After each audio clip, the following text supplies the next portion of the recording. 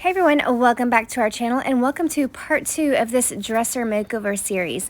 So in part 1, we got this dresser from the thrift store. It was $45 and it needed a lot of work. It had 3 layers of paint, and so we got our stripper out and we got the top, the sides, the front, the legs, you name it, we got it, and we stripped it all off. We wanted to remove all evidence of any blue, yellow, or white paint.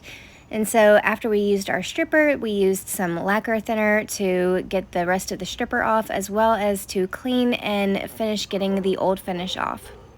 And because it was so satisfying to watch the first time around, we're going to watch it again, and we're going to watch a time lapse of taking the top off of this dresser using the stripper and seeing how the stripper works in a time lapse and watching it. It's just so satisfying watching the old finish come to life.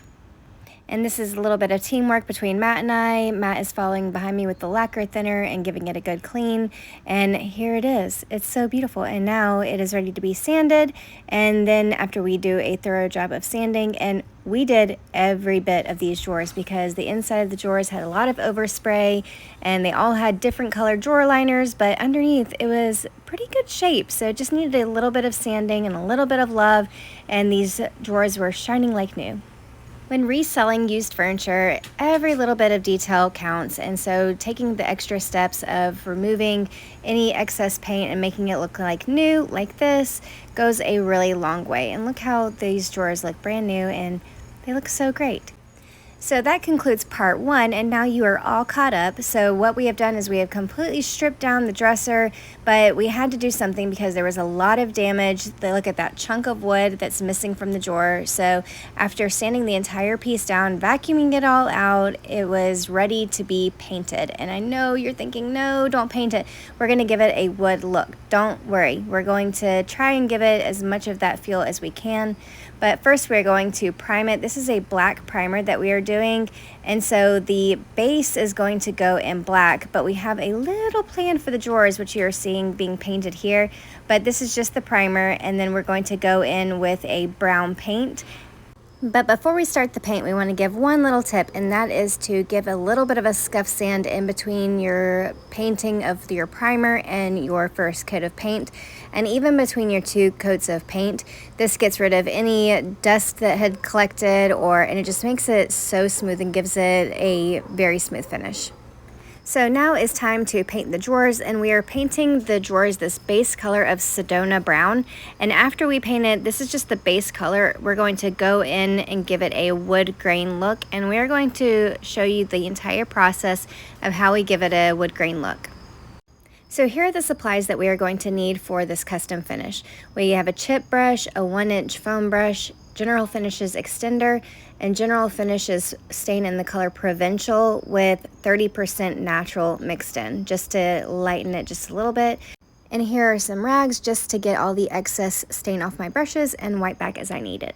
So without further ado, let's get started. Here we are going to start with one of the smaller drawers.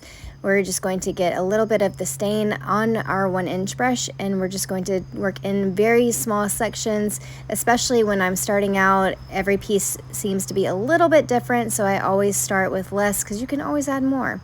After I got it on, I am taking my brush and I'm going back and forth and wiping off as I need it. I'm getting as much of that product off as I can.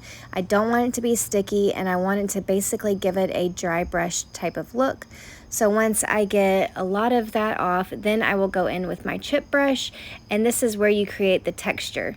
I know I've seen some people use brooms, but to me those seem to be a little bit too big and stiff for me to actually work with, and the chip brush moves with the piece and I can make it as soft or as textured as I need it. And you can see at the very end I'm turning my brush a different way just to give it a not uniformed grain look, because the whole point of a wood grain look is that it's not uniform, it has character to it. So that's what we are adding to this drawer. Now we're moving on to the next section, which is this drawer pull that is built into the drawer. So again, I'm starting with my 1-inch brush and I'm just getting the stain on it and getting it consistently on, working in small sections. And after that, I'm going to go in and just start wiping back in long strokes just to make sure that I get all of the excess stain off. So now I'm taking my rag, wiping it off, and I'm going to repeat the process of getting all of this stain off. And I'm speeding this part up just because I just showed you in that last section how I did it. And we have a whole video of how to do a custom finish in another video that we will have linked below. But also don't forget to get those little sides. Otherwise, when you close the drawer, you will see a brown line or whatever color paint or unfinished product that you have on the drawers, because a lot of times when you close the drawers, you still do see some of the side of the drawer. And then I sped this part back up again, but then I switched back to the chip brush. And this is where I can really help blend the first section that I did with the second section that I did. This kind of evens it all out. And I try to work with it pretty quickly because the stain does dry pretty fast. That's why, again, I'm working in very small sections.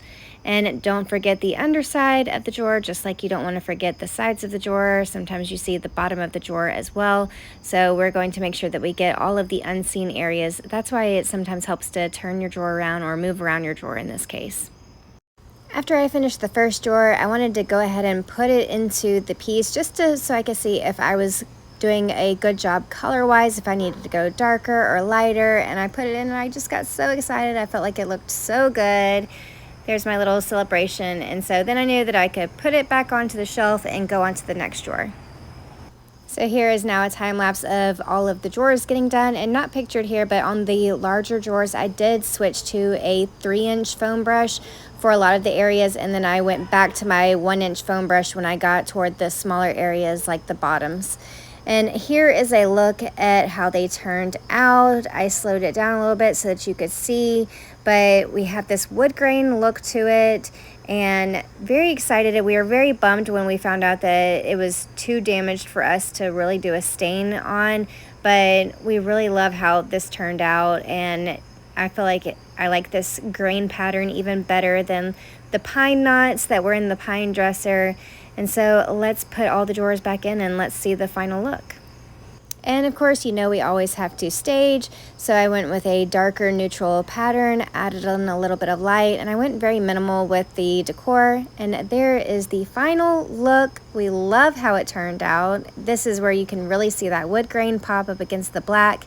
And we posted this to our stories, and it actually sold from our stories for $5.50. So pretty good profit margins. We bought it for $45. If you like this, make sure that you like and subscribe for more furniture content. Thanks!